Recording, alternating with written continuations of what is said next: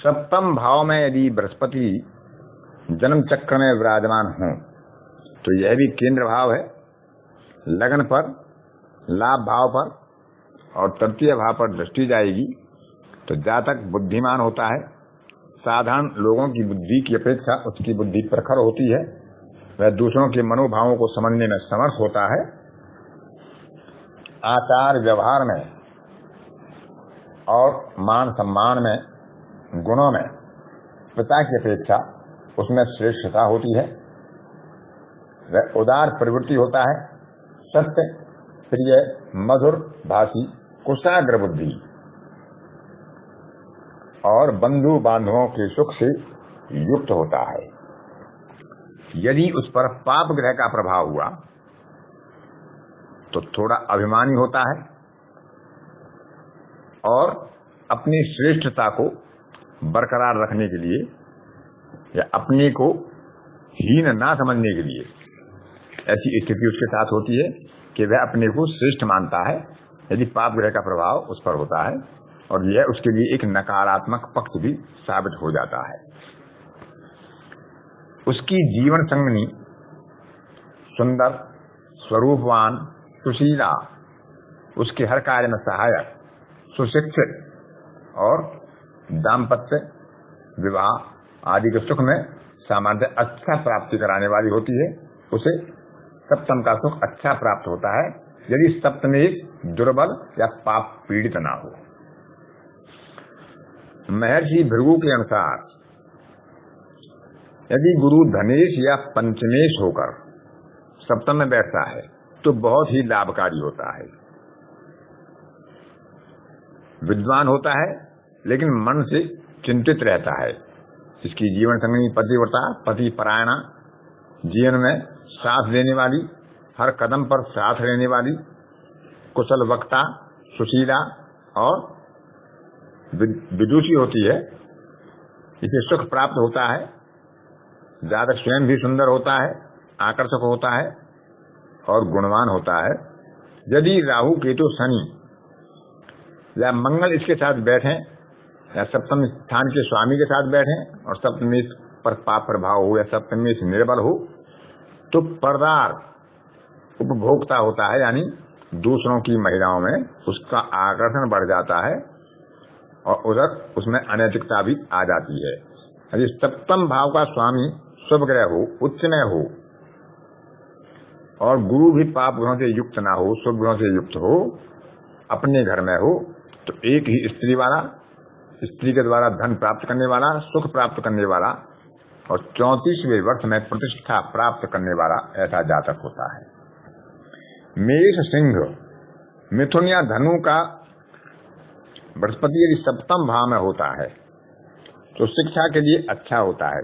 वह पूर्ण शिक्षा प्राप्त करके विद्वान, शिक्षक, प्राध्यापक, वकील, जज आदि ऐसे पदों को सुशोभित करता है, क्योंकि गुरु न्याय का कारक है, कानून का कारक है। कानूनी शिक्षा में ऐसे लोगों की ज्यादा रुचि होती है। शिक्षा विभाग में कार्य करने के लिए भी सप्तम का गुरु अच्छा होता है। मिथुन, सिंह या कुंभ में यदि गुरु होगा तो पुत्र संतति की चिंता होती है या उसमें कमी रहती है। वृष, कन्या, कर्क, वृश्चिक और मीन राशि का गुरु संसार का सुख प्राप्त करने के लिए बहुत शुभ नहीं है। पति और पत्नी में विवाद हो सकता है, विच्छेद हो सकता है, लेकिन ये संभावना तभी रहेगी जब उस पर पाप प्रभाव होगा और सप्तमेश निर्बल हो और शुभ ग्रहों के साथ ना हो, सप्तमेश पर शुभ ग्रह की दृष्टि या युति ना हो। कर्क, वृश्चिक और मीन में भी ऐसी संभावनाएं देखने को मिलती हैं। जिस पर पाप प्रभाव हुआ तो शुभ फल में कमी आ जाती है। यदि तुला या मकर का गुरु यहाँ होता है तो द्विभार्या योग की संभावना बढ़ जाती है। पुरुष राशि का बृहस्पति यहाँ पर दाम्पत्य के लिए अच्छा फल देने वाला होता है। स्त्री राशि की गुरु में सामान्यतः कुछ कमी आती है, अर्थात कह सकते हैं कि पुरुष राशि का यदि गुरु यहाँ पर होगा तो अपनी स्त्री पर प्रेम करने वाला होगा। यदि स्त्री राशि का बृहस्पति यहाँ होगा तो ये अपने जीवन संगनी को अपने से तुच्छ समझने वाला होगा और उसमें आपस में विवाद की संभावनाएं हो जाती हैं। फिर भी ऐसे व्यक्ति की पत्नी मंतना शक्ति में कुशल और स्वरूपवान और सुशीला होती है और अपनी पति का साथ देने वाली होती है। कर्क राशि का गुरु यदि यहाँ पर होता है, धनु या मीन का गुरु यहाँ पर होता है, तो एक पंच महापुरुष योग का निर्माण करता है। ऐसे जातक के जीवन में सफलताओं की प्राप्ति अधिक होती है। अष्टम भाव में यदि किसी जातक के बृहस्पति होता है तो वह अपने पिता के घर में लंबे समय तक नहीं रह पाता, अर्थात उसे अपना जन्म स्थान छोड़ना पड़ता है। वहाँ उसकी सफलता या उसका स्वास्थ्य उचित नहीं रहता। फिर भी अष्टम का बृहस्पति जातक को रोग निवारण क्षमता कमजोर करता है और उसे कोई ना कोई ऐसा रोग लगाए रहता है। कुल के धर्म, परंपरा और परिपाटी को मानने वाला होता है, स्थिर बुद्धि और सुंदर शरीर वाला होता है। और क्योंकि मोक्ष स्थान भी है तो जातक चिरंजीवी होता है परंतु रोगी रहता है। और यदि उस पर शुभ ग्रह का प्रभाव हुआ तो जीवन के बाद किसी अच्छे लोक में उसकी स्थिति होती है। यदि पाप ग्रह का प्रभाव हुआ, वह नीच राशि में हुआ या किसी शत्रु राशि में हुआ, तो अपने कुल के अयोग्य काम करने वाला होता है, अपने कुल की प्रतिष्ठा को भंग भी करने वाला होता है। यदि नवमेश होकर वह अष्टम भाव में बैठता है तो कहीं ना कहीं अपनी निष्ठा में उसके परिवर्तन भी लाता है। अपनी निष्ठा परिवर्तित करने में उसे कोई बाधा नहीं होती।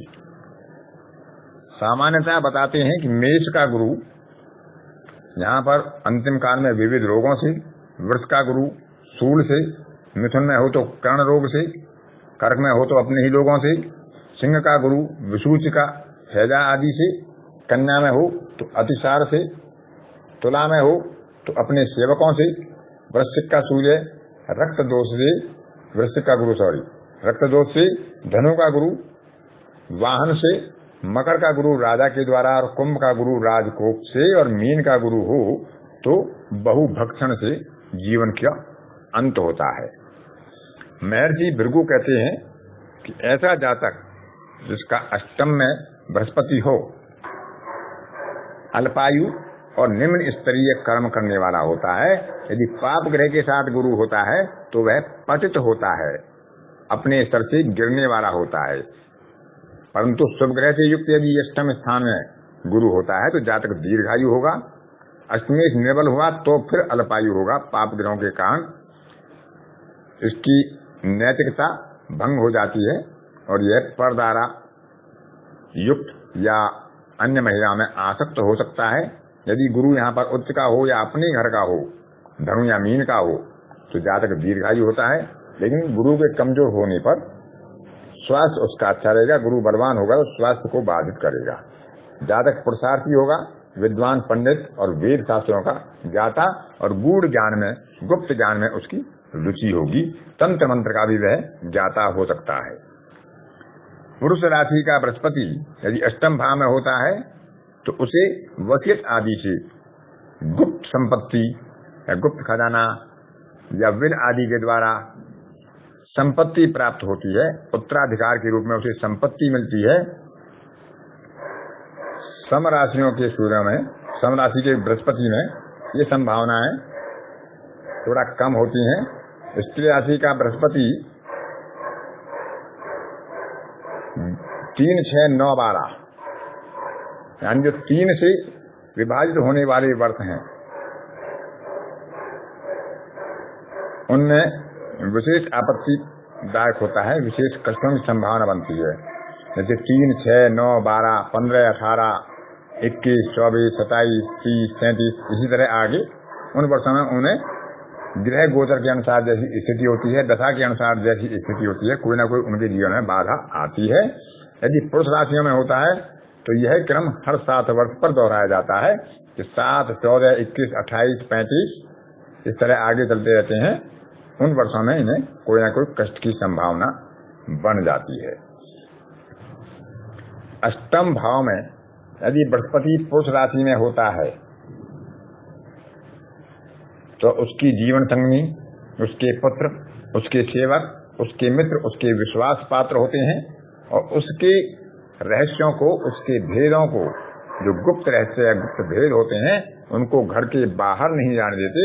लेकिन यदि स्त्री राशि का गुरु यहाँ होता है तो ऐसे जातक के घर की गुप्त बातें उनके सेवकों द्वारा, पत्नी के द्वारा या किसी संतान के द्वारा बाहर चली जाती हैं। गुरु यहाँ पर किसी भी राशि का हो तो अंतिम समय में उसकी सुखद मृत्यु के लिए यह बाधक है। उसकी मृत्यु के समय उसे कोई ना कोई दीर्घकालीन रोग या कोई दुर्घटना या ऐसी संभावना होती है कि उसके अंतिम समय के लिए वह कष्टकारी होता है।